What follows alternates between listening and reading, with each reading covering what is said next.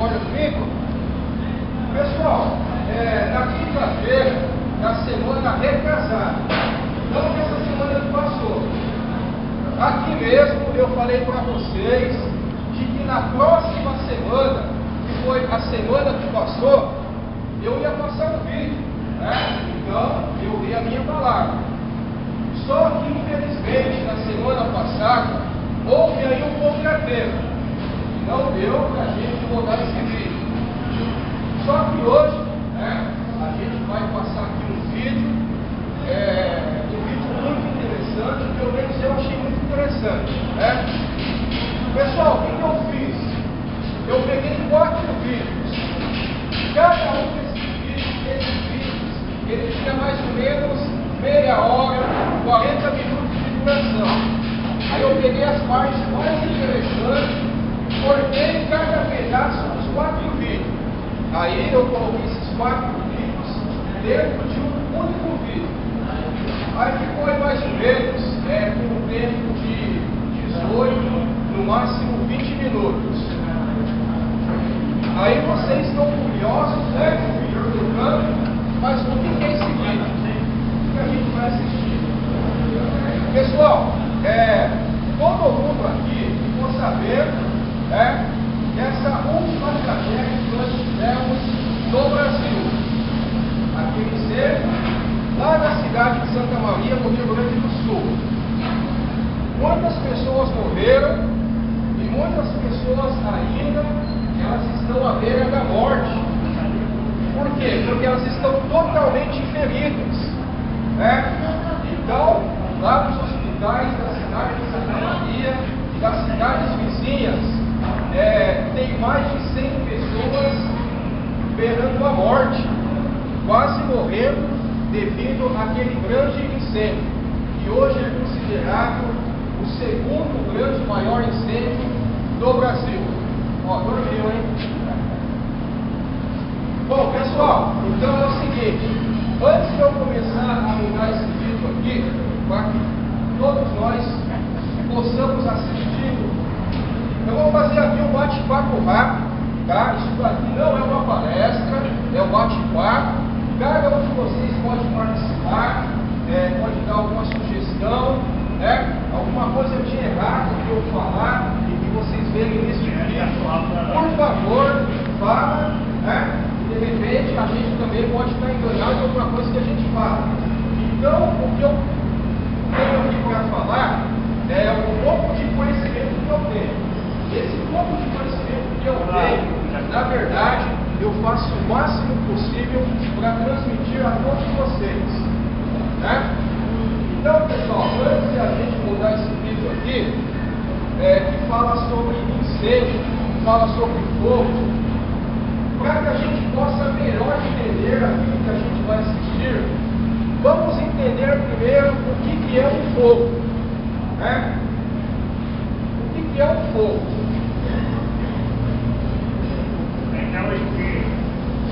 Pessoal, o que é um fogo? Ninguém sabe o que é um fogo.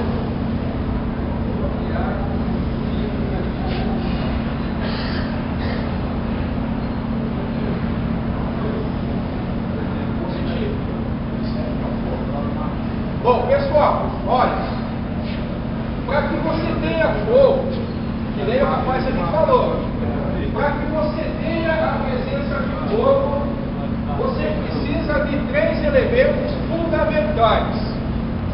3 elementos. Existe um 4º elemento, mas só que depois eu falo desse 4º elemento.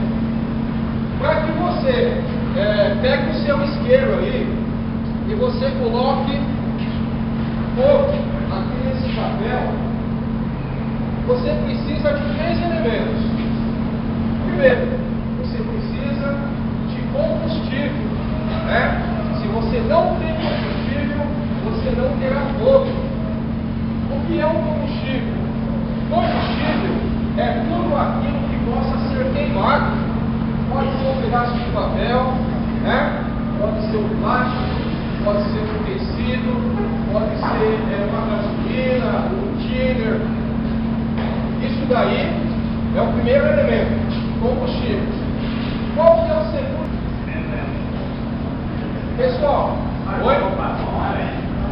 Carvão? Não, carvão é combustível. O ar, né, é o conhecido oxigênio. Então, pessoal, se eu tenho combustível, eu não tenho oxigênio, consequentemente eu não vou ter fogo. Né? O terceiro elemento, qual é?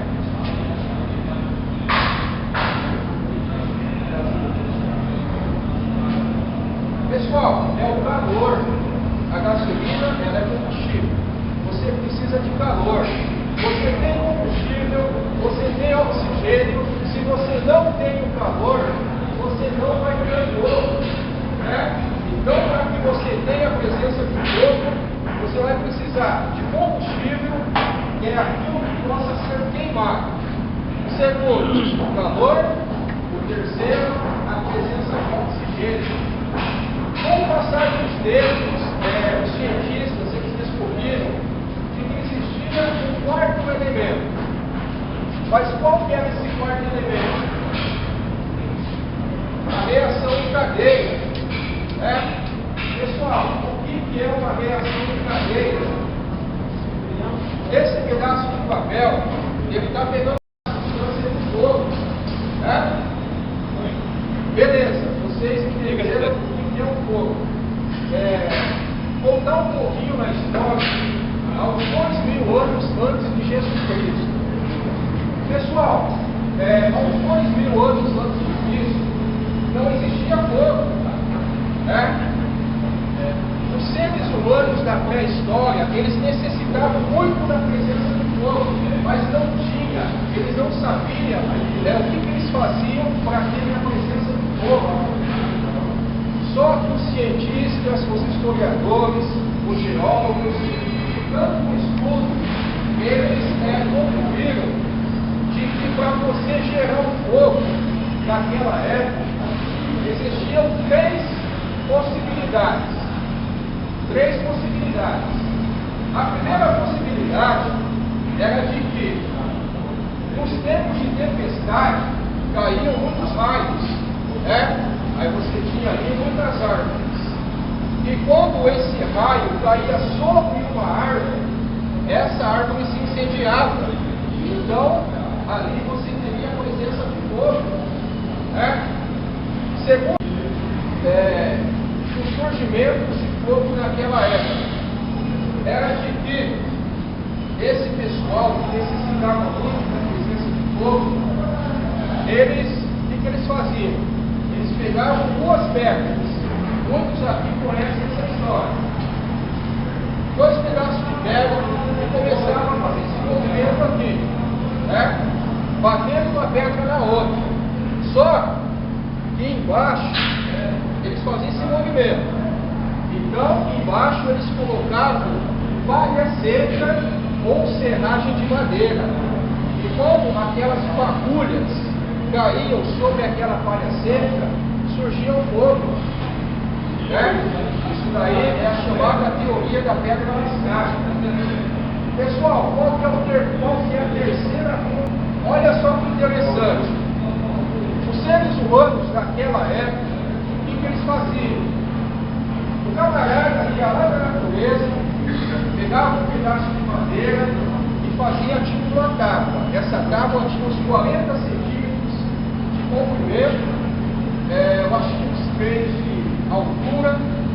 O cara fazia um buraco no meio dessa madeira. O que ele fazia na sequência? Ele pegava um pedaço de galho de árvore, né? Que é o graveto, aquele graveto seco. Ele arredondava a ponta desse graveto. O que ele fazia? Ele ajoelhava, colocava a tábua no chão e começava a fazer esse movimento aqui, ó. O cara ficava fazendo esse movimento aqui, essa tábua. Aí ele ficava fazendo esse movimento durante 10, 15, 20 ou 30 minutos. Por quê? Quando ele fazia esse movimento aqui, daquela madeira surgia a serragem, ou ele colocava palha seca. Chegava uma hora e a ponta daquele graveto esquentava muito. Então o que ele fazia? Ele postava a ponta daquele graveto naquela palha seca, ou se não naquela serragem. Aí então surgia o fogo, né? Pessoal, muitas pessoas dizem que fogo ele tem duas caras. Muitas pessoas dizem que o fogo tem duas caras. Mas quais são essas duas caras? De que o fogo ele tem o seu lado bom, né? E o seu lado ruim. Pessoal, só que eu falando, Márcio falando, eu discordo disso. Por quê? Na verdade, se você for analisar profundamente, o fogo ele não tem o seu lado ruim, ele só tem o seu lado bom, né? Aquelas pessoas, os seres humanos da nossa antiguidade, que habitavam essa terra há uns 4.000 anos atrás, ou uns 2.000 anos antes de Cristo, olha só o que eles necessitavam. Eles necessitavam da presença de fogo para quê? Naquela época, o clima ele era muito gelado, aquelas pessoas tinham muito frio. Então, eles faziam fogo para se aquecer, né? Por quê? Porque eles não tinham roupa, não tinham agasalho para andar, né? Então, ali eles ficavam totalmente tranquilos, porque esse tipo de ameaça não existia mais. Por quê? Por causa do fogo. Pessoal, isso que eu falei é alguns dos lados bons do fogo. Existe muita coisa boa que a gente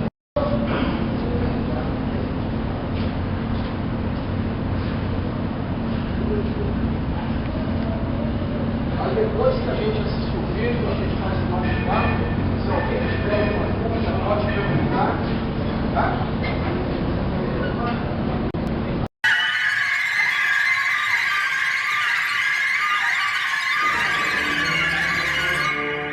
Niterói, estado do Rio de Janeiro, 17 de dezembro de 1961.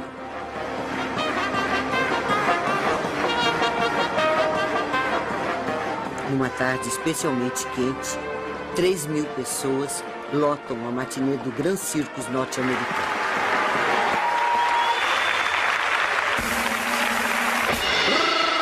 Respeitável público! O Gran Circus norte-americano tem o prazer de apresentar nossa última atração desta tarde.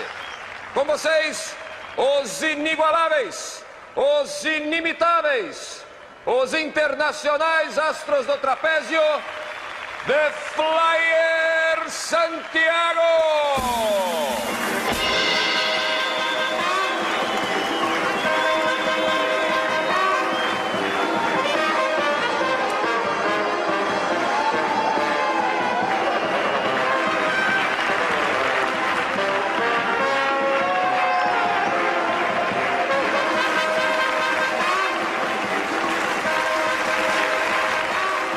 O circo estava lotado, muita gente conhecida. A sociedade de Niterói estava presente no circo.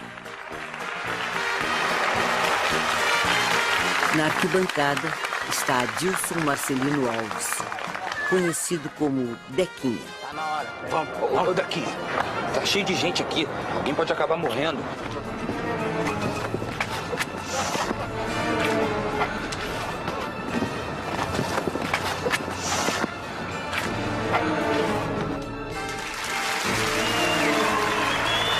Faltam 20 minutos para o espetáculo terminar.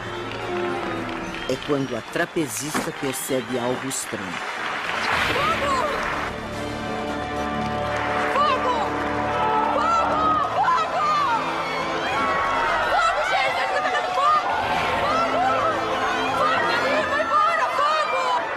Como ela estava no alto do trapézio, então ela disse fogo. Aí quando ela disse fogo, aí o povo entendeu que estava acontecendo fogo mesmo. Em pouco mais de 5 minutos, o Gran Circus norte-americano foi devorado pelas chamas. 372 pessoas morreram na hora. O número de vítimas fatais chegou a 500. 70% delas eram crianças. Foi o meu batismo de fogo, porque no primeiro dia de formado, eu assisti a maior tragédia da minha vida e espero nunca mais ver nada igual. Essas pessoas saíram andando, algumas pela rua, com queimaduras extensíssimas, e normalmente não se salvariam, algumas se salvaram. Então nós aprendemos muitas coisas e organizamos um serviço. Foi uma lição de vida e uma lição também que mostrou a importância social da cirurgia plástica naquele momento. É filme Inferno na Lona, sabe? Aquele filme Inferno na Torre, eu classifico como um inferno na lona, debaixo dela, né?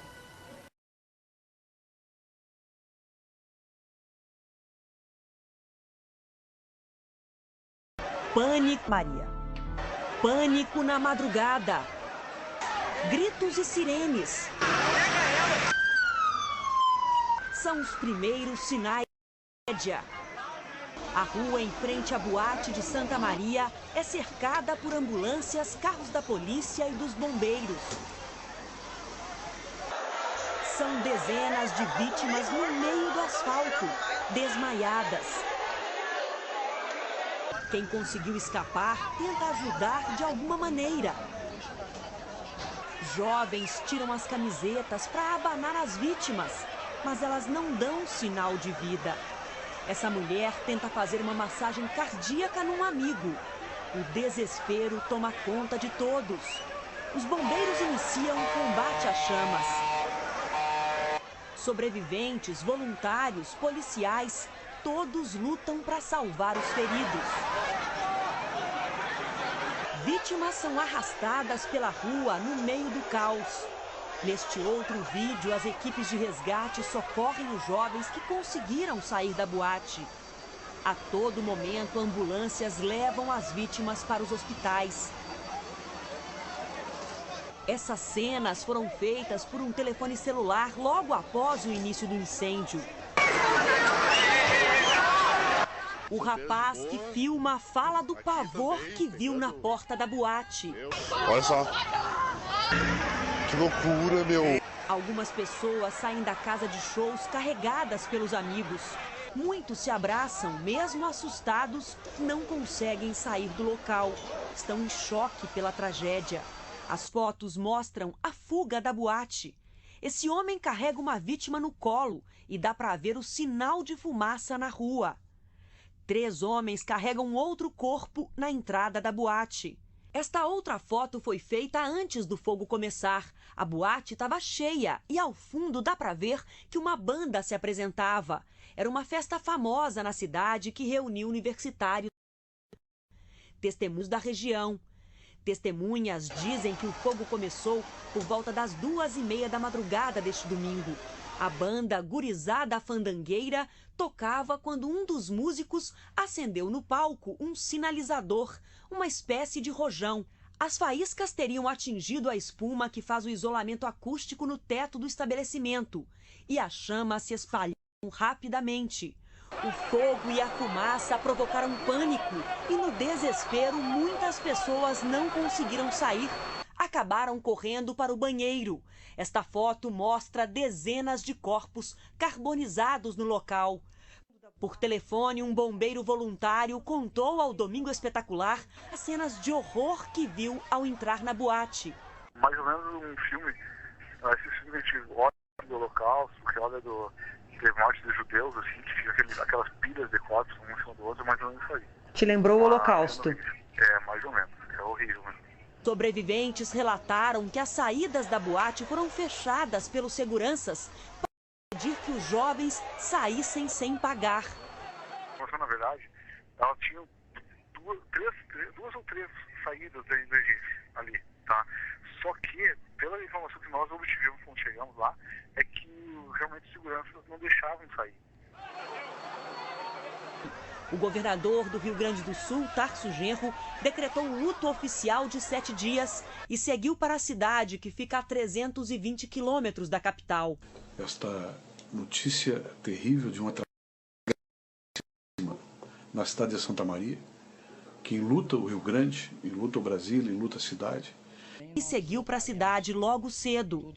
A presidente Dilma Rousseff estava no Chile quando recebeu a notícia da tragédia. Participar de 3 reuniões neste domingo, cancelou a agenda para retornar ao Brasil e se emocionou ao falar das vítimas. Para a população do nosso país e para a população de Santa Maria, o quanto, nesse momento de tristeza, nós estamos juntos e necessariamente iremos superar e, mantendo a tristeza,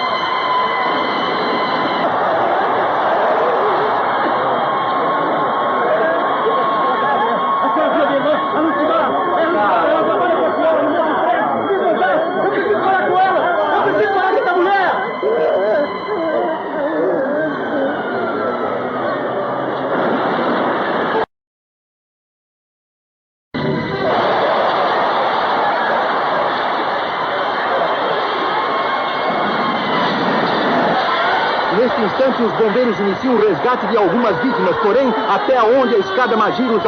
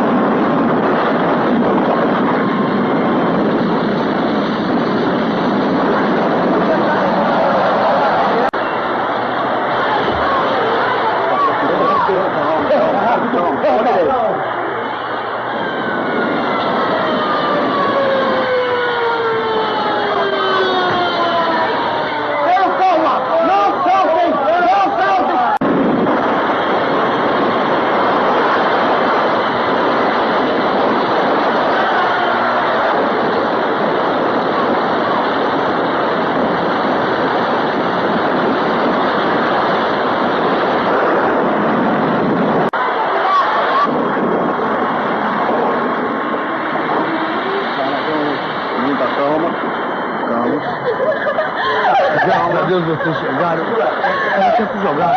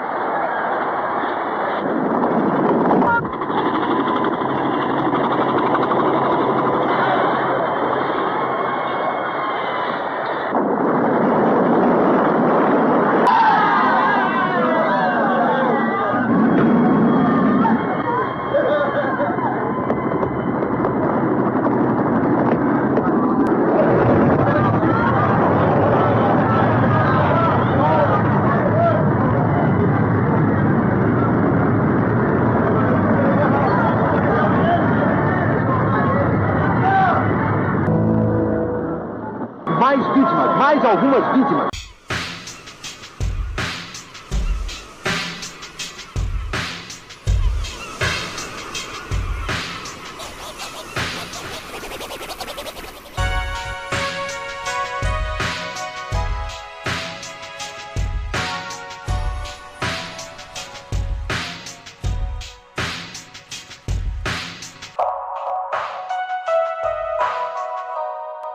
Há muitos feridos,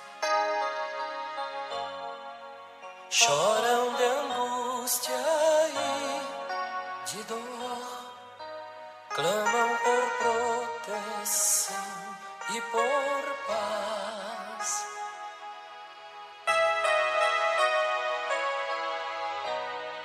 Amigos que sofrem sua necessidade atende hoje, não deixa um soldado ferido morrer.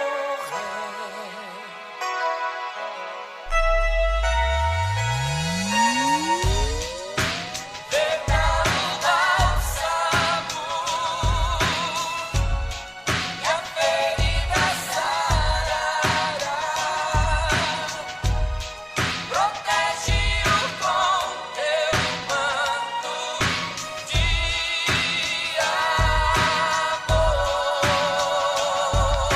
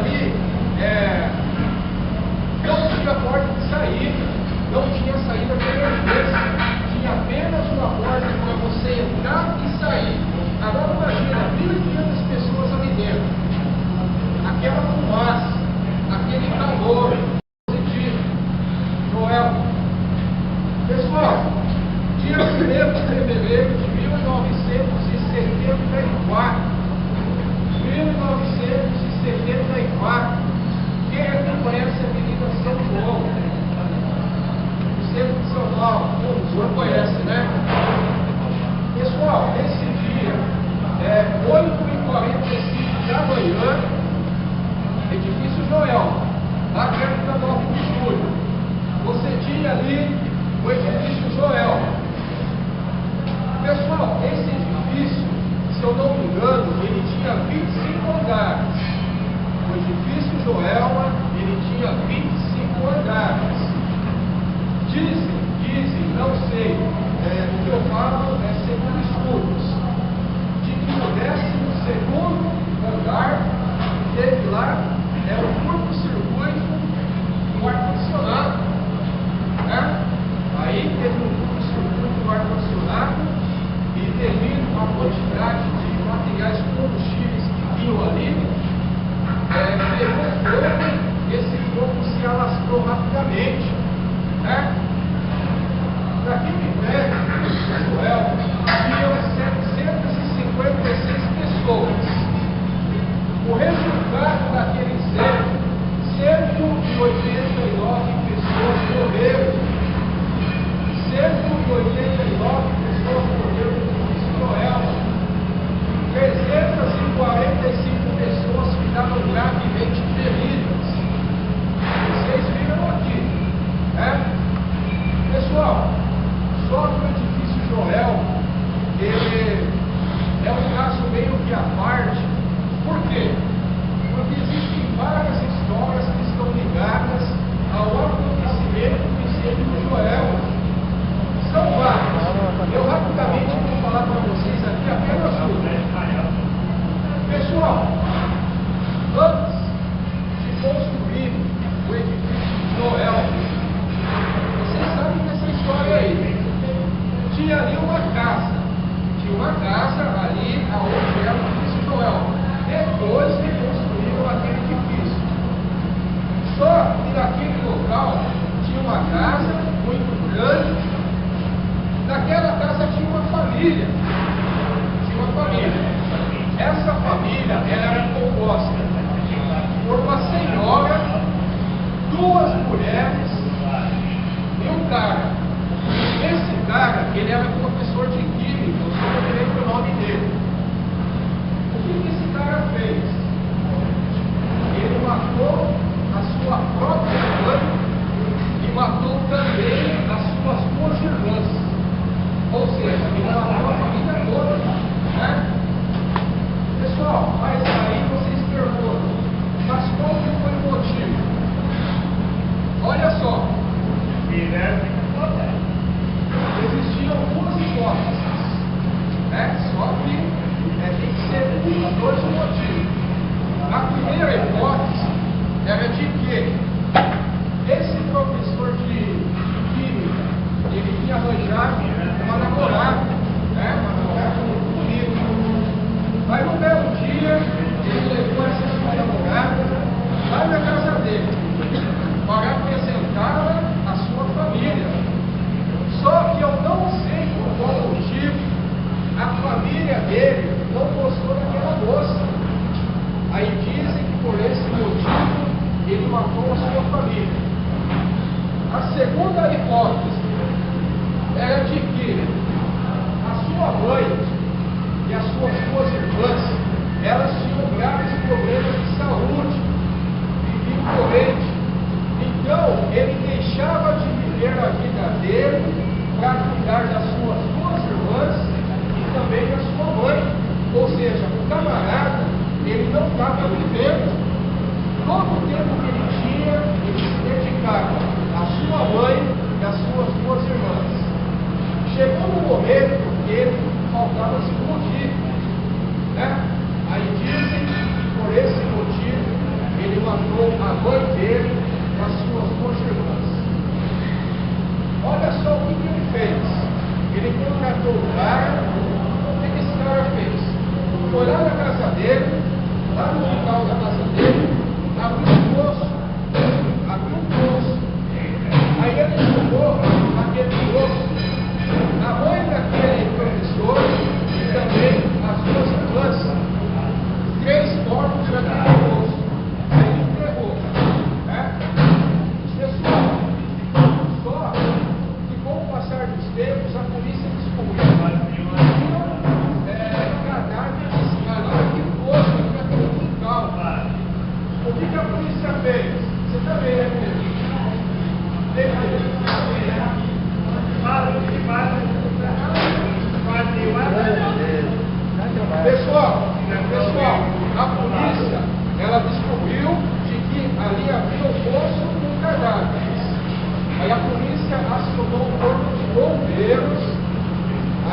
dos bombeiros foi lá no local e o bombeiro começou a desenterrar aqueles 3 cadáveres. Só que esse bombeiro também morreu. Por quê? Porque quando ele entrou em contato com aqueles 3 cadáveres, eles estavam infectados por bactérias, por micro-organismos. Quando ele tocou naqueles cadáveres, ele contraiu uma doença cadavérica. Doença cadavérica. O que é uma doença cadavérica? É aquele tipo de doença que você contrai quando você toca em cadáver. E aquele bombeiro também morreu. Só que depois disso, esse fato aconteceu em 1948. E esse crime, ele ficou sendo reconhecido como o crime do poço. Quando você ouvir falar em crime do poço, essa é a história que eu acabei de contar. Esse é o crime do poço. Então, pessoal, depois construíram o edifício do Elma, e infelizmente houve esse grande incêndio, muitas pessoas morreram nesse edifício. Depois, então, antes do edifício do Elma, no dia 24 de fevereiro de 72, antes do incêndio do edifício Elma, que foi em 74, nós tivemos um incêndio que houve em Langaus, edifício Langaus, que fica também aqui no centro de São Paulo. Pessoal, o edifício Langaus, você tinha ali, o edifício Langaus, ele tinha, se eu não me engano, 28 andares. O edifício Langaus, ele tinha 28 andares. Dizem que o 16º pavimento, houve uma pane elétrica, um circuito do sistema elétrico. Aí ali começou aquele bloco de fogo, e esse fogo se transformou em incêndio. Dentro do Langaus tinha 2.000 pessoas. 2.000 pessoas. Olha só, 245 pessoas ficaram gravemente feridas e 9 pessoas morreram, perderam suas vidas. Então, pessoal, tanto no edifício Langaus quanto no Joel, naquele circo também dessa parte do Rio Grande do Sul, vocês sabem melhor do que eu que o que mais mata é o pânico. O pessoal de unidade que sabe melhor do que eu. Você está ali no ambiente, está sendo incendiado. O primeiro inimigo que você tem aqui no ambiente é o pânico. O cara sai para fora. Teve lá o caso que existe de lá, 13 pessoas, devido ao pânico, elas entraram no elevador. Coisa que você nunca deve fazer quando você estiver no centro. Entraram no elevador, as 13 pessoas morreram devido ao pânico. No momento do incêndio, aqui no Joel, muitas pessoas falavam assim, não pula, não se joga, só que a gente está do lado de fora, é fácil a gente achar uma solução. E quem está ali vivenciando aquilo? Liga ou não, a pessoa sempre morre, é difícil você lugar. Então, pessoal, nesses incêndios, o mais rápido, primeiro é o pânico, segundo é a fumaça, lembra no caso do Rio Grande do Sul, hoje, nos hospitais do Rio Grande do Sul, você tem mais de 100 pessoas que estão internadas. Por quê? Porque elas inalaram muito fumaça. Imagina você respirar aquele monóxido de carbono, que é uma substância que compõe a fumaça, a fluídica, Ao invés de você respirar oxigênio, você respirar fluídico. O seu sangue, ele tem que levar o seu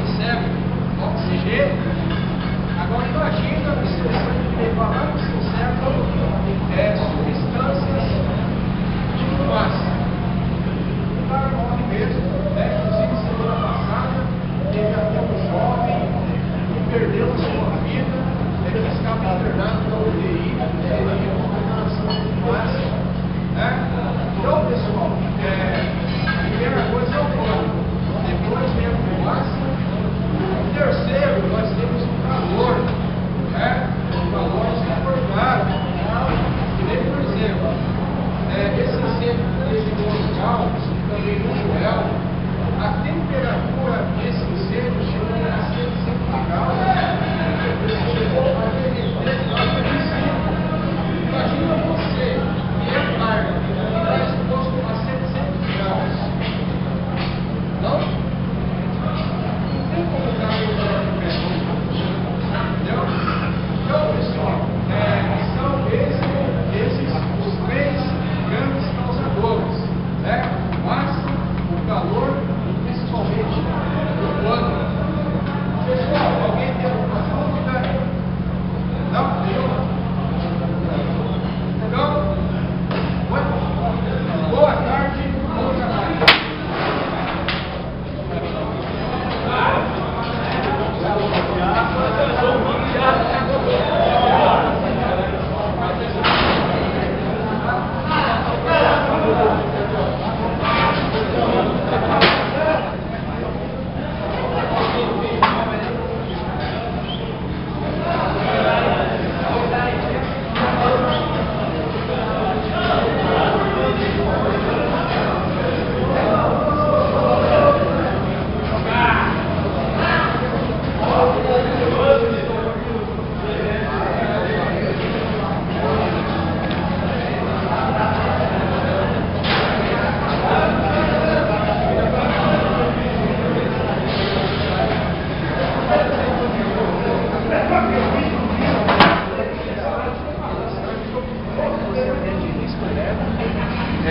Proteção contra incêndio e primeiros socorros. O problema também é dentro da estação de pressa, usar o estímulo errado.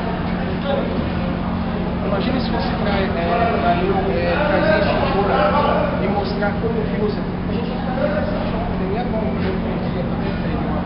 então, mas só que a lâmpada, ela usa o dia aí fica o dia inteiro, principalmente de segurança, eu imagino. E às vezes o pessoal não sabe, pega o extintor de água e joga em cima do combustível, ou gás do óleo, está falando. Mas só espalhar. Mas foi bom? Foi legal? Vai ser todo dia. Falei muita merda. Falei muita merda. Beleza.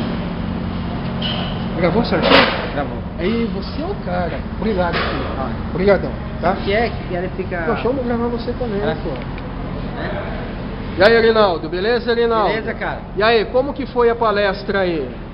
Foi ótima. Foi ótima? Deu pra aprender muita coisa. É? Ótimo. Mas foi bem ministrada, deu pra entender muito bem aquilo que foi falado? Deu pra entender muito bem. É? Então você tirou um bom proveito dessa palestra, né? Com certeza. Muito bem. E você vai ter intenção de repassar esse pouco de conhecimento que você teve nesse dia? Ah, com certeza. É? Sem dúvida. Tudo bem. Então, uma boa tarde para você e boa sorte, tá? Ok. Isso, já.